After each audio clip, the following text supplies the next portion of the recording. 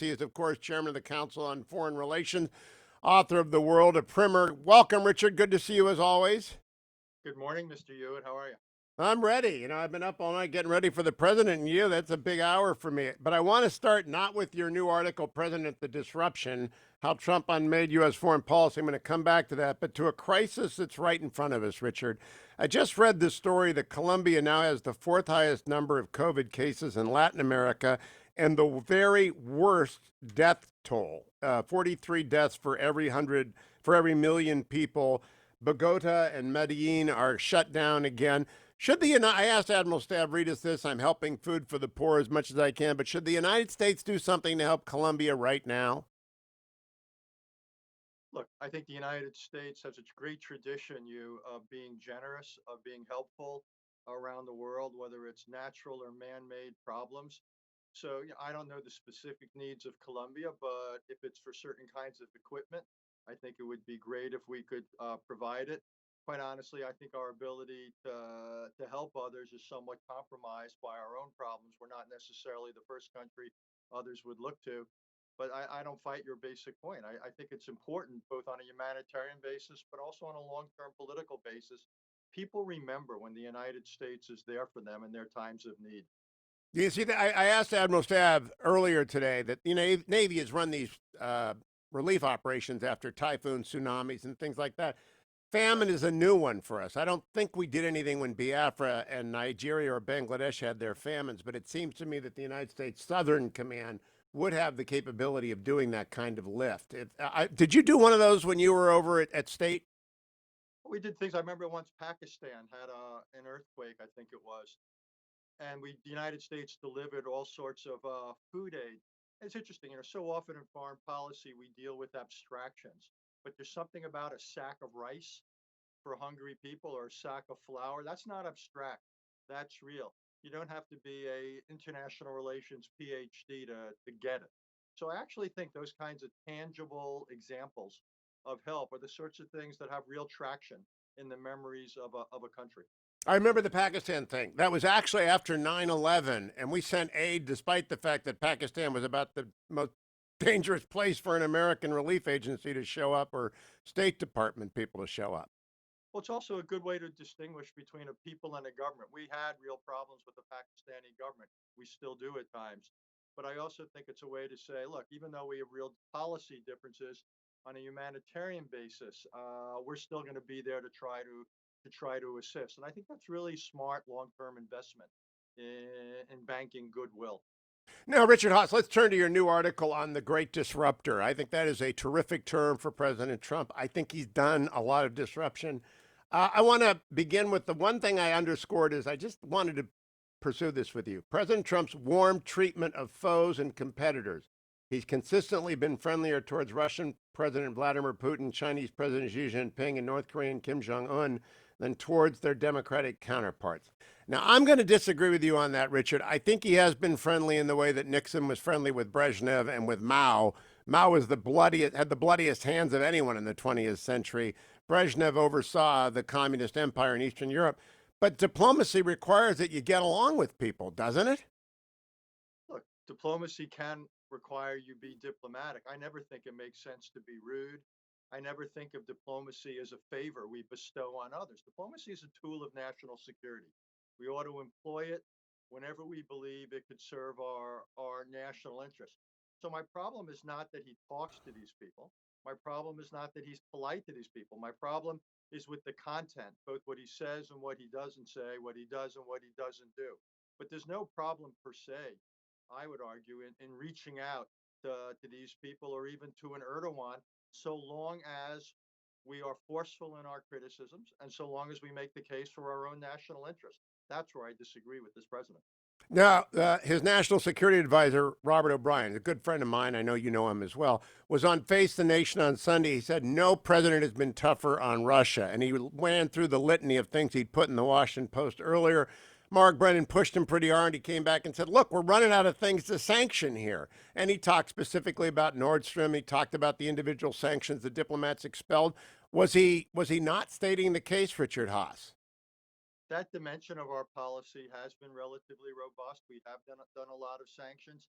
The problem with Russia is all the other things. We've torn down our relationship with our NATO allies. That's probably the single most important tool we have with vis-a-vis Russia. Obviously, this president has not been willing to confront the Russians on their interference, their ongoing interference in American politics. So you're right. Selectively, we have introduced a good many sanctions. Indeed, you there's a whole debate going on in the foreign policy crowd looking at administration policy towards Russia as opposed to the president's policy towards Russia. And there are elements of the policy, to give credit where credit is due. This administration, unlike the previous administration, was willing to provide Ukraine with certain arms. Uh-oh, your internet is frozen up on me. There, you're back, Richard. Let me follow up on that. Another thing Ambassador O'Brien said was that China wants Joe Biden to win the election. Now, you know Robert, I know Robert. He wouldn't make that up. I'm sure that's in the intel. The question is why. There are two answers. One is they can't do worse than Donald Trump when it comes to having a bilateral relationship with the United States, or two, they want Joe Biden for the reason that a lot of the foreign policy elite think that Russia wanted Trump 4 years ago, compromise. What do you think it is, Richard Haass? I think the Chinese like consistency and predictability in American policy. They don't have it. I actually think a Biden administration could be tougher on China than a Trump administration. You've got a lot of concerns over human rights, concerns over trade, concerns over strategic pressure that China's putting on its neighbors. I would think a Biden administration would not be nearly as preoccupied with increasing the amount of American exports to China. But I think the larger point with China is I think U.S. Chinese relations are going to be difficult no matter what happens in this country come November. Well, I don't know if I can agree with that, Richard, because we had Alex Azar, the Secretary of Health and Human Services in Taiwan this week, which is, I think, the highest ranking official since the Shanghai Communique. Am I right about that? I think so. And look, I think it was okay to have Taiwan as a poster child of how to perform vis-a-vis the pandemic. I think that's good. I don't mind these kinds of interactions. I think what would be much more controversial would be people on the political military side. That would be more difficult for the Chinese to swallow. But I didn't have a problem with this. Oh, interesting. Now, when you talk about the great disruptor, nothing has been disrupted as much as the China relationship. And I want to give you the floor here for a second. I'm very glad this happened, and I'm the president of the Nixon Foundation. But when I sat down with Mike Pompeo and your Belinda, that was the equivalent of the long telegram between the vice president, Robert O'Brien, Christopher Wray, Bill Barr, Mike Pompeo, all blasting at the Chinese. It was the equivalent of a new policy like Kennan laid out in 48, I think it was, as Mr. X. Isn't that overdue? Isn't that a good thing, Richard Haass? Well, I think you're giving much more credit to the Secretary of State and his colleagues than they deserve. It was not a long telegram. It was not a sustainable policy. It came very close to calling for regime change in China, which was the opposite of the long telegram. The whole emphasis of the long telegram was to push back against Soviet encroachment. That was the principal thrust of the policy. If we were interested in doing that against China, then we would do things like join the Trans Pacific Partnership and have much stronger relations with South Korea, Japan, and the like. So I don't think this is a sustainable policy. But again, let me take your larger point. I think this administration does get some credit for saying we need to rethink our China policy. My problem is not with that call, it's what they've actually done. And what they've actually done, I would argue, has been incoherent. Okay, I want to go back, and that's at length in your article in Foreign Affairs, which I've tweeted out to people. But in our last minute, the long telegram did have a policy of containment appropriate to the post war order, but it was a break with the past. That's what I think about it. Isn't the Trump policy vis a vis China a huge break with the past? Well, it's a break with the past in the sense that it's much more critical. What it's not clear to me, I'm hard pressed to tell you what the policy is. It's so all over the place. It's an intellectual yard sale. There's nothing consistent with it. It's not focused. It's not quite clear what the definition of success is. It to remove the Communist Party of China? Is that the Secretary of State's definition of success?